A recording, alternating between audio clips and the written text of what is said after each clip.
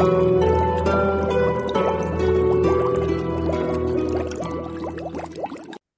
bitches! Welcome to episode 147 of C3 Crystals, Cauldrons, and Cocktails. If this is your first time joining us, welcome. I'm River, I'm Wren. and this is a podcast that delves into all things witchy. And today's episode is about true crime and witchcraft. And to be honest, I had no idea that there were that many crimes out there that touch on the occult or witchcraft. I mean, I, we Ooh, could do an entire podcast I was about just to say the on same. I was about to say that. witchcraft and true crime. So hmm very, very interesting.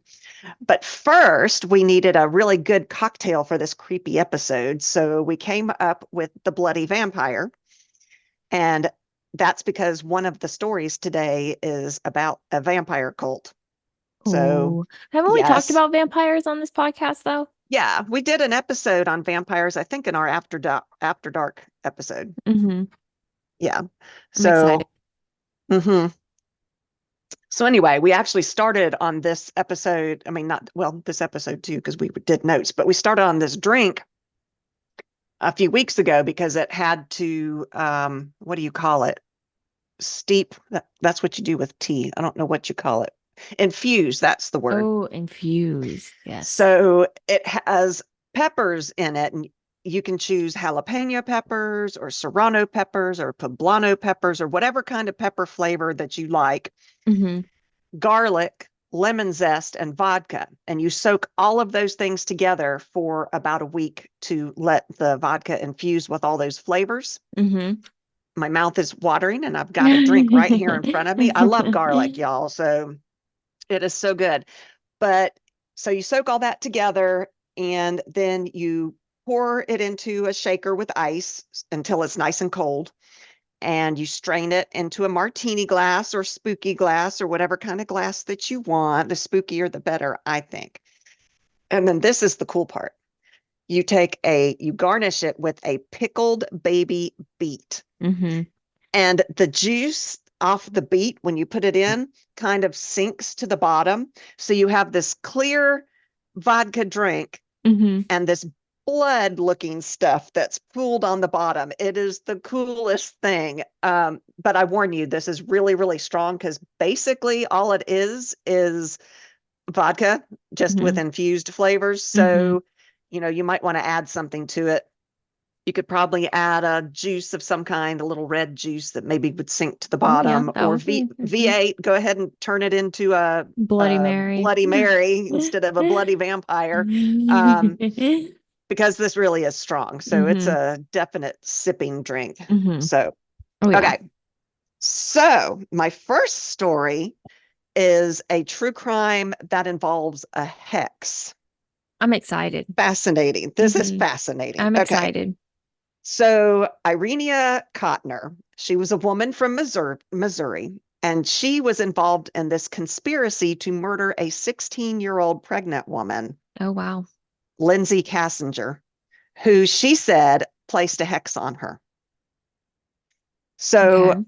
Irenia's life was apparently a disaster. She had depression. She had she apparently had mental issues, and she blamed all of these things, all these misfortunes that she was experiencing on this hex.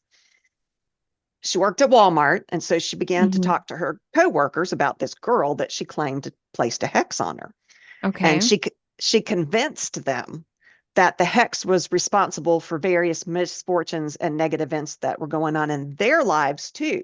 hmm So, a coworker might trip and fall and see it's the hex. She had them Hmm. all convinced. Every instance of bad luck, she built this narrative that Lindsey, this 16-year-old pregnant girl, was this dangerous individual who was out to hurt them, kill them, and that she had to be stopped. And she had her coworkers terrified of this girl. Oh, that's awful. So she convinced them that it was self-defense to kill this girl. They had to kill this girl.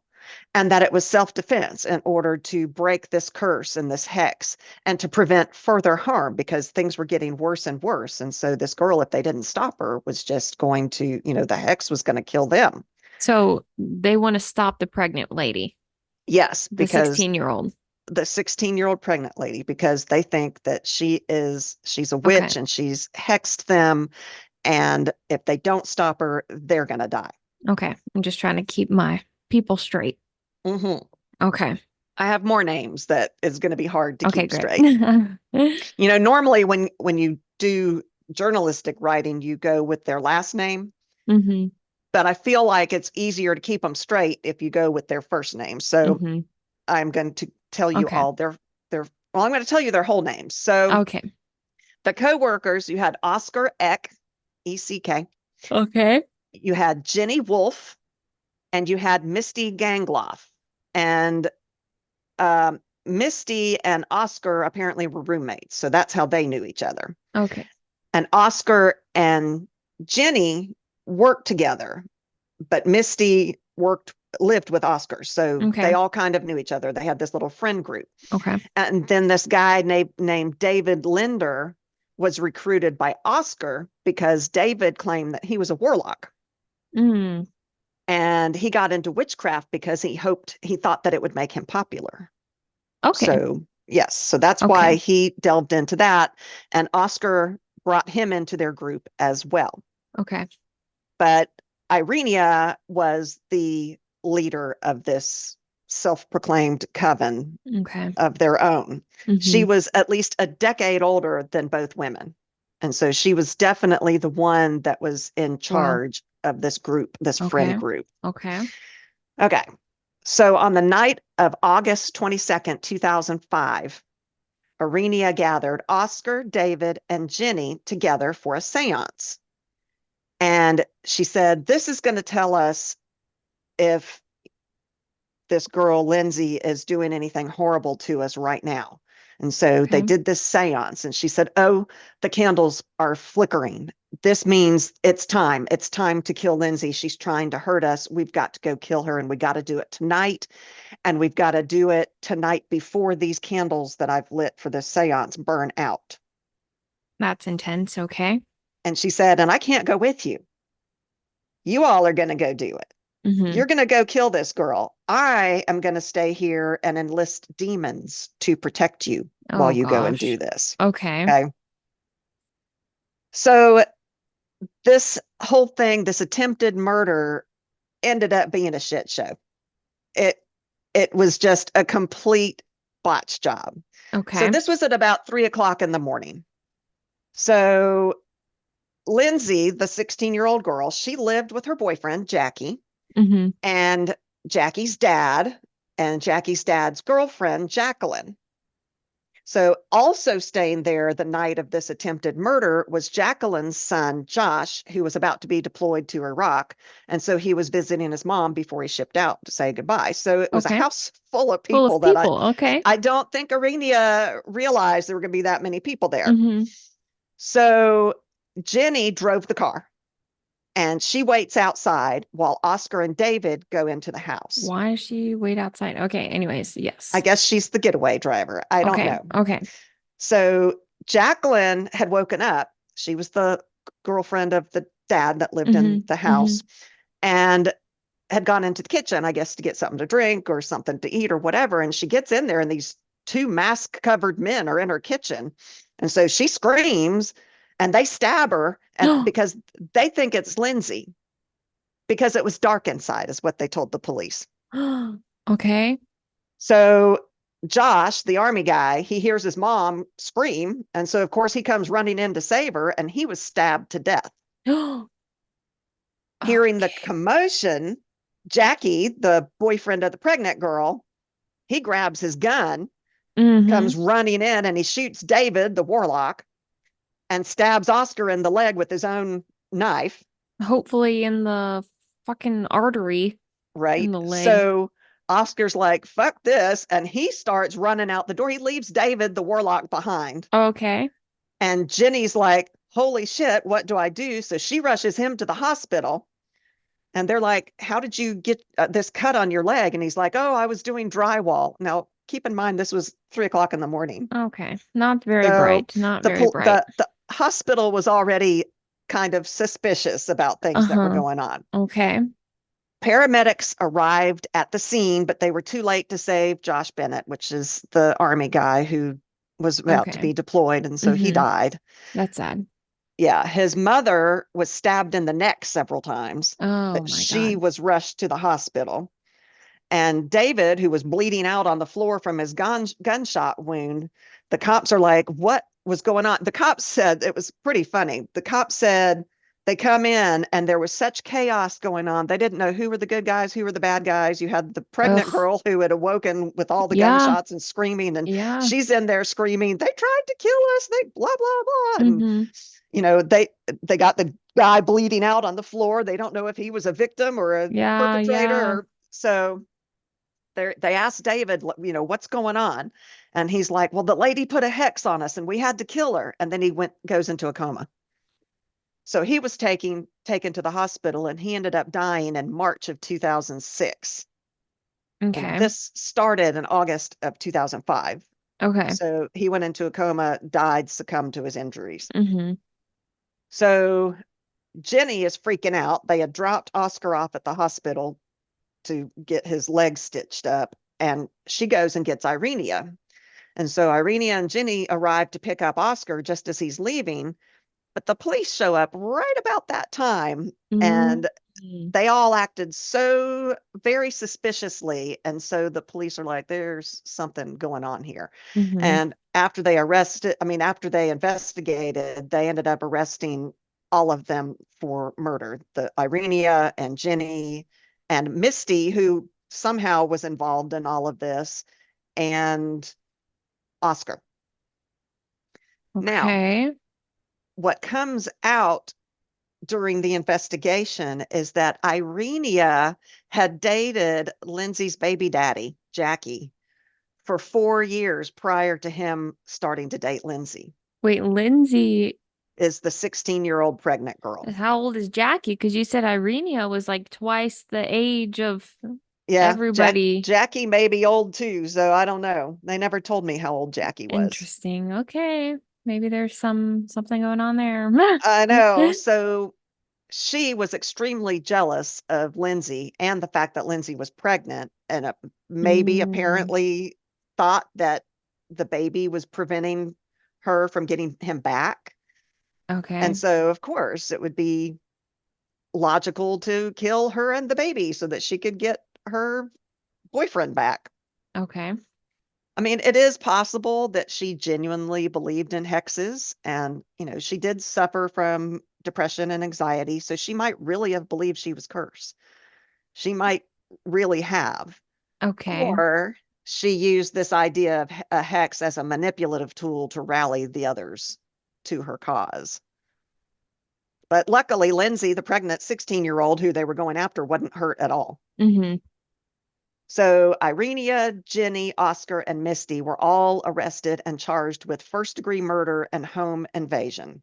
On charges of a curse, on I accusations know. of a curse. Oh my gosh.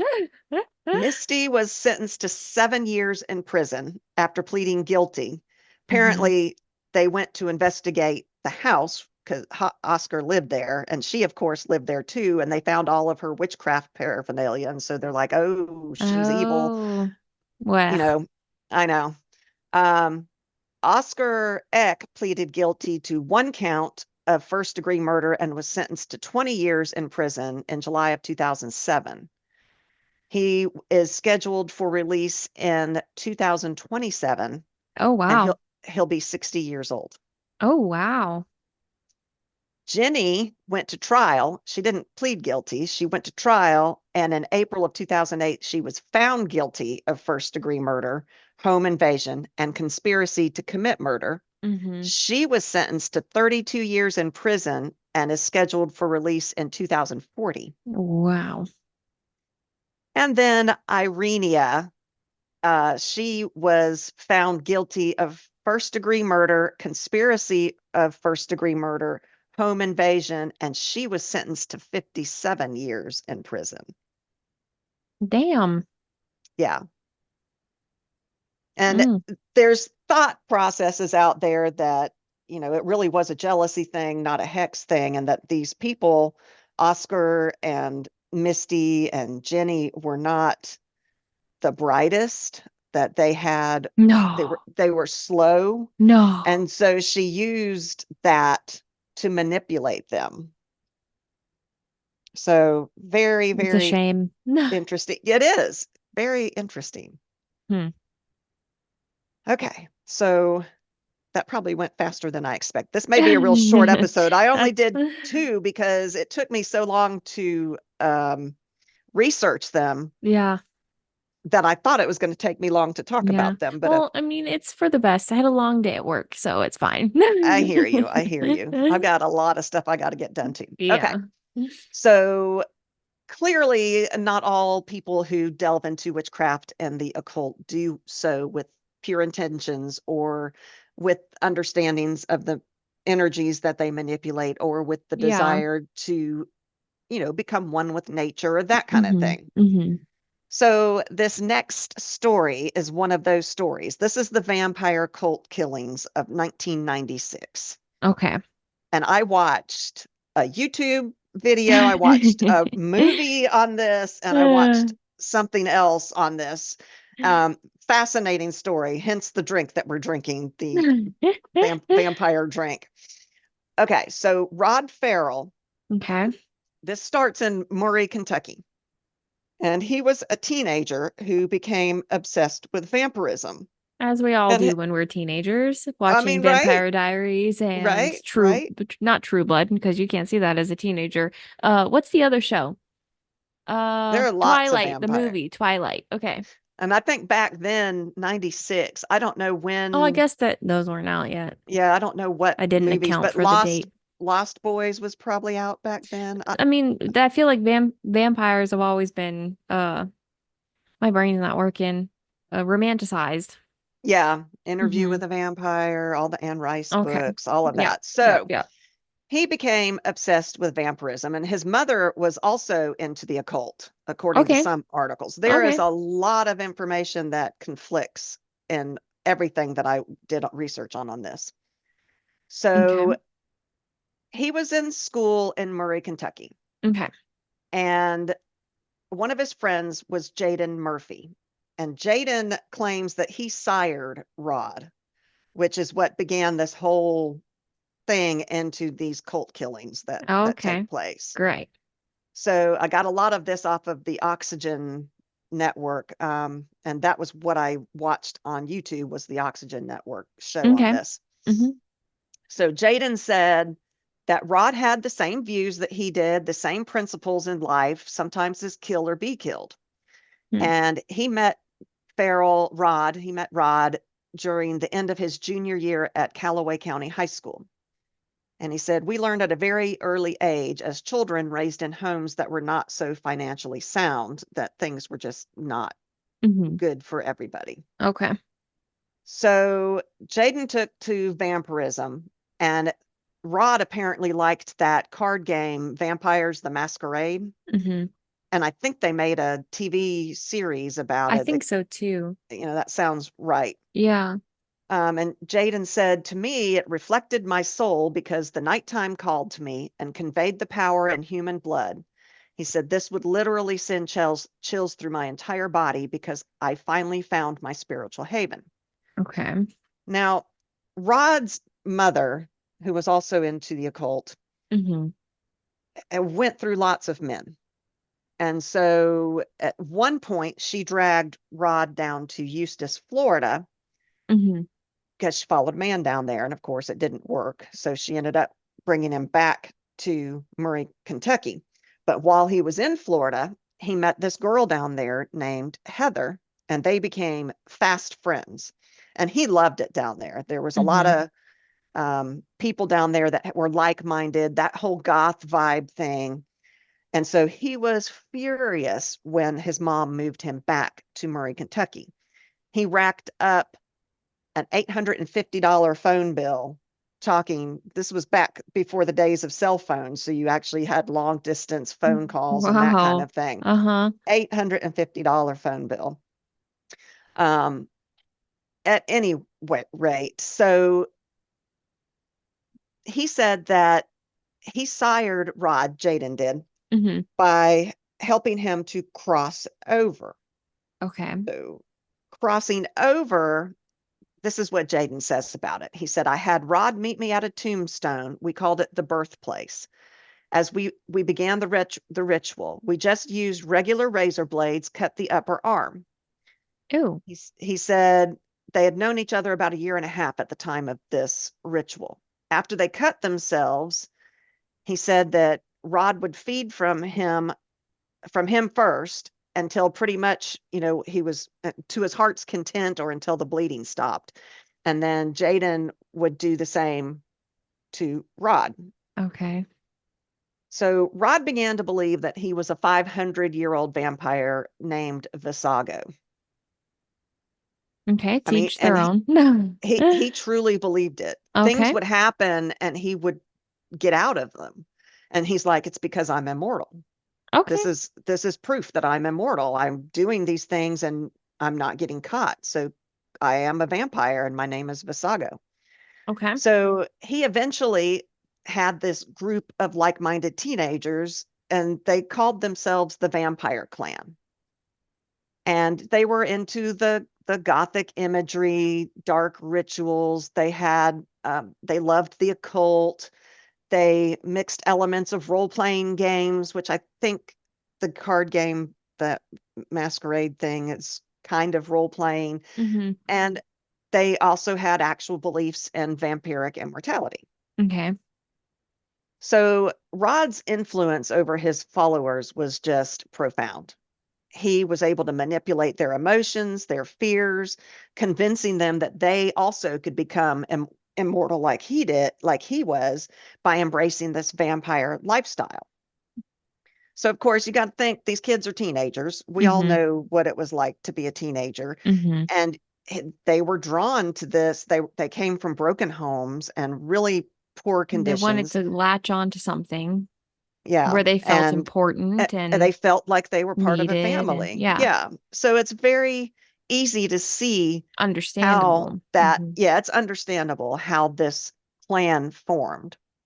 So his clan members in Kentucky consisted of Jaden, his sire, Charity, um, Dana, and Scott Anderson. And then, of course, Heather, the girl that he had met in Florida, and they talked on the phone all the time. So she was kind of in the group, but not physically there Hmm. yet. Okay. So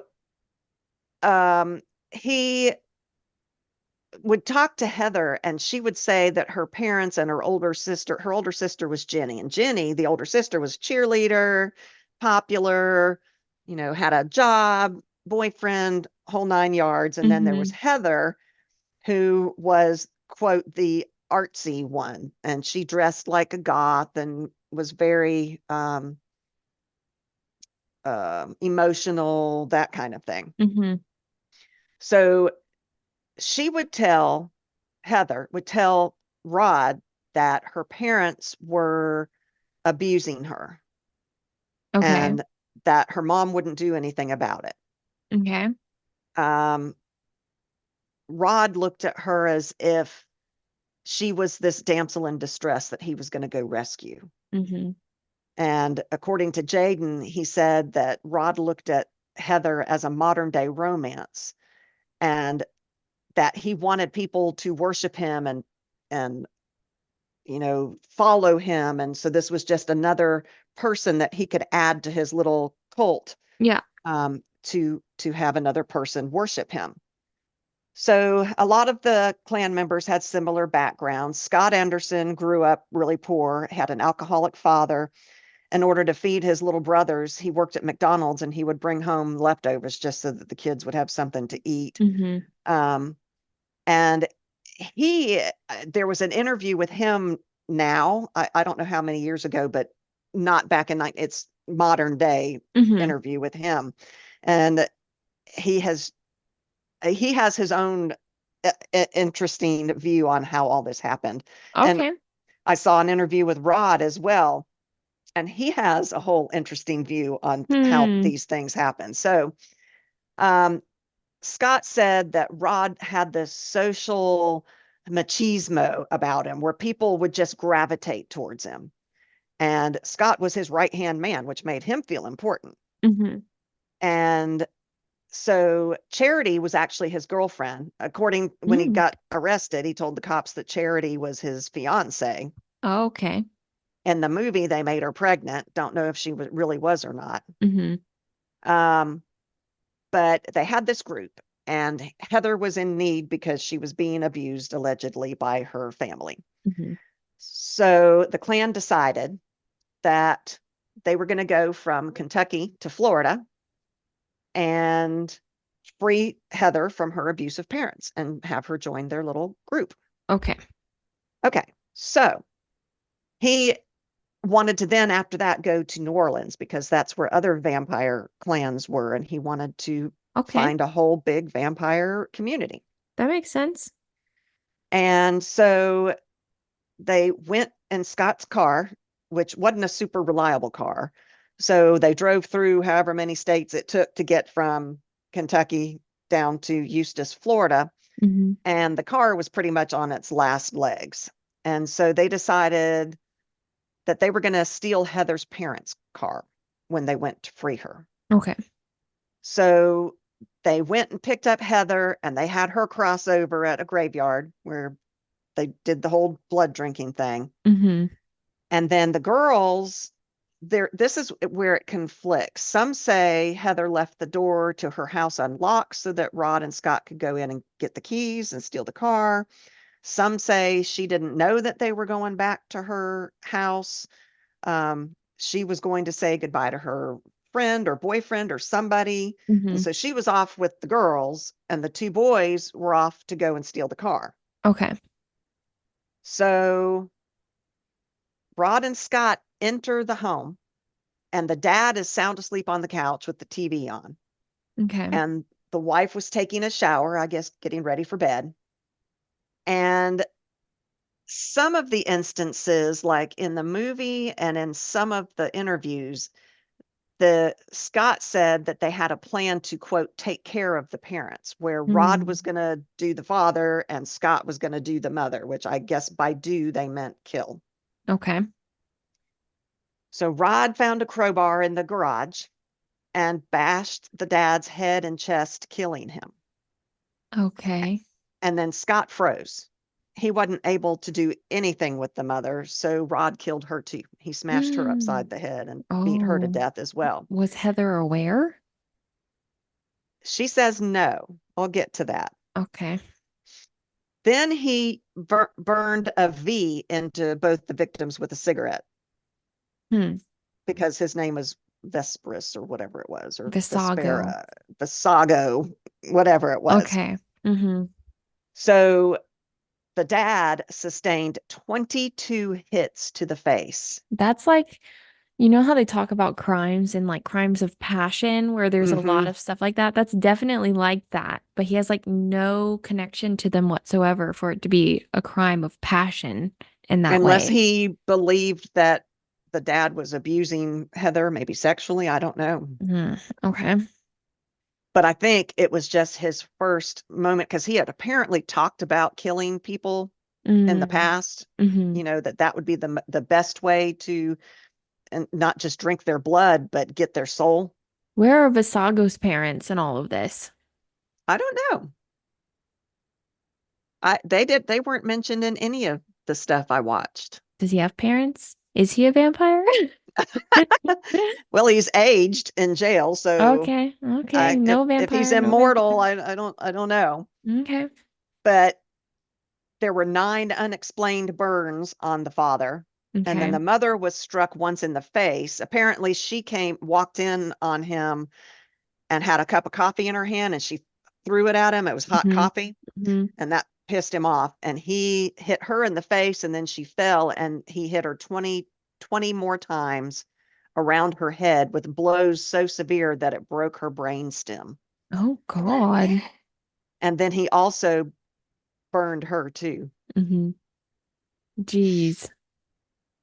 So meanwhile, Jenny, the older sister, she was out with her boyfriend past curfew. So she comes home and she's trying to sneak in, and she Uh-huh. sneaks past her dad. She sees him asleep. She thinks he's asleep on the couch because the TV's on. And she's Yeah. like, yes, I made it. I made it in. They won't know I'm late. And then she comes across blood Oh and my finds her God, that's mother's awful. body. Uh-huh. And then goes in to check on her dad. And he's, Oh, that's awful. yeah. So she calls police.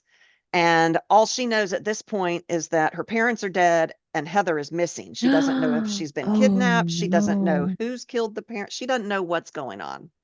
Okay. And so at first, the police were going under the theory that Heather may have been kidnapped. Mm-hmm. Um, but as they investigated, it seemed like she probably ran away to be with the vampire Okay. clan. Mm-hmm. So the clan had stolen Heather's parents' car, Mm-hmm. and they swapped the license plate from Scott's car and put it onto the stolen car. And they were Mm-hmm. actually pulled over several times for various reasons. And even there, though there were warrants by this time out for their arrest, Rod, talked his way out of every single one of them. Ow. It's supposedly this charisma that he had. Hmm. You know, they Okay. were expecting these horrible goth kids, and he was very polite and respectful, and Hmm. they just didn't know it was them. Okay. So they drove through 4 states, and then they ran out of money. And Mm. so they didn't know what to do. And Charity says, "Well, I'll call my mom and she'll give us money. I trust my mom." Well, her mom didn't answer the phone, her grandmother answered the phone. Mm-hmm. And so her grandmother was not inclined to help. Mm-hmm. And she called the police, and the police were like, "Call her back and tell her you're going to help her." Because the Charity had given her a payphone number where she could Mm-hmm. reach her. Mm-hmm. So she calls her back and she's like, "Okay, I'll send you money Mm-hmm. to the Howard Johnsons." Okay. And this was, I believe, they had made it to New Orleans by this point. Okay. And so the police were waiting for them at Howard Johnson's. And that's how they got arrested. So Rod first tried to say, "Oh no, it's a rival vampire gang that that killed them. It wasn't us." Mm-hmm. And then he's like, "Okay, just kidding." And he confessed to everything. And he said the girls were innocent and that Scott was merely an accessory to steal the car. Mm-hmm. And what's interesting is, okay, so the movie that I watched had Heather totally in the dark about what was going on. Okay. She didn't know they were going to steal the car in the movie. Mm-hmm. She freaked out when they showed up in her parents' car, and she's like, "I'm going back home." And they wouldn't let her go. Mm-hmm. And they're like, "This is for your own good. It's fine. They won't." She's like, "My parents are going to kill me." And he's like, "Oh, they won't kill you. They won't kill you." Finally, they have to tell her that they killed her parents. And Mm-hmm. she freaks out in the movie. Well, actually, in real life too, because that's what Scott said in his interview. Hmm. Okay. So the judge sentenced Rod to death. He pled guilty. He confessed, pled guilty, tried to get the other ones off, Mm-hmm. and he was only 16, I think, at the time. Jesus. It might have been 17. I think he was 17. And the judge sentenced him to death. Charity was convicted of 2 counts of third-degree murder, robbery with a gun or a deadly weapon, burglary armed with a weapon or explosives, and she was sentenced to 10.5 years in state prison. Wow. Dana was convicted of those charges as well, but was given 17.5-year prison sentence. I don't know what she did that was worse than Charity. Hmm. And then Scott Anderson, who was the right-hand man, was convicted of all the same charges as Farrell, but he was sentenced to life in prison as opposed to death. Okay. Heather was acquitted Oh, by wow. two grand juries acquitted her. Wow. And the police were like, we're not going to proceed. The DA's office said Okay. So Farrell was the youngest person on American death row. But Mm. 4 years later, a Florida Supreme Court decision said that a 16-year-olds cannot be sentenced to death. And so they commuted him to life in prison without parole. Hmm. And then Anderson, Scott's, his sentence was reduced to 40 years. So he'll get out in 2032 at the age of 51. Oh, wow. Heather is still free, but estranged from her family. I wonder why. Charity was released from prison in March of 2006. And Dana was released from prison in October of 2011. What are they doing now? They probably changed their names. Mm-hmm. Who knows? But the interview with Scott was interesting because his story is that he thinks Heather was the mastermind of the killing. Oh.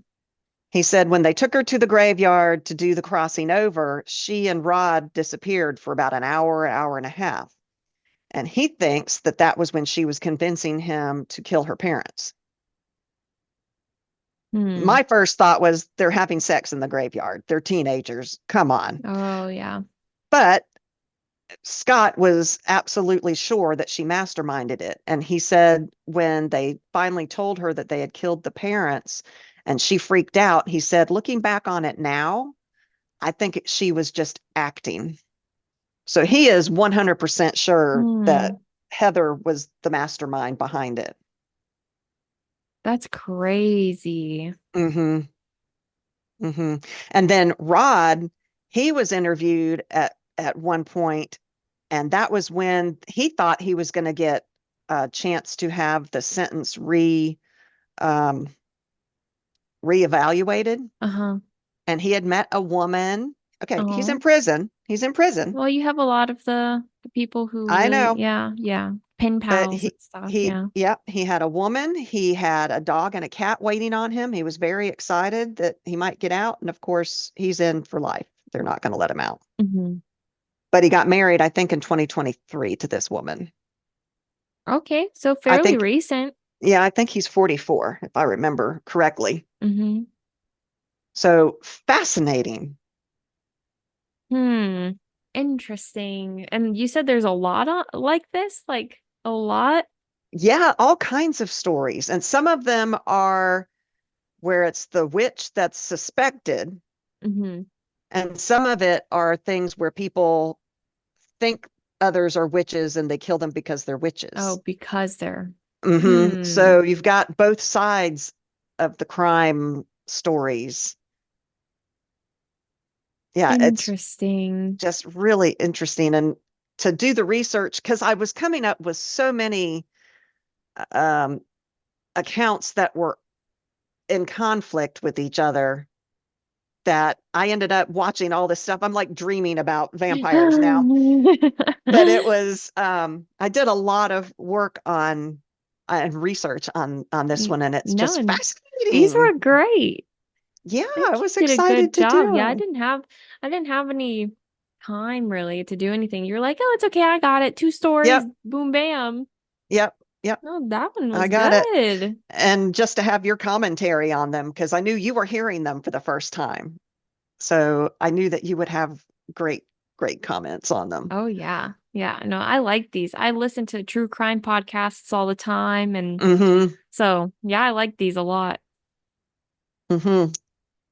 Yeah, this I wasn't even going to do the vampire one because it wasn't really super witchy, Hmm. but it sucked me into it, the whole Oh, story. yeah. And then I found the movie and I'm like, well, I'll watch the movie. But there's one story on a different case that we might do in the future. We'll probably do more of these episodes because there really is a lot out there. Hmm. But it was interesting to see the police in that one. The suspect was a Wiccan. Oh, okay.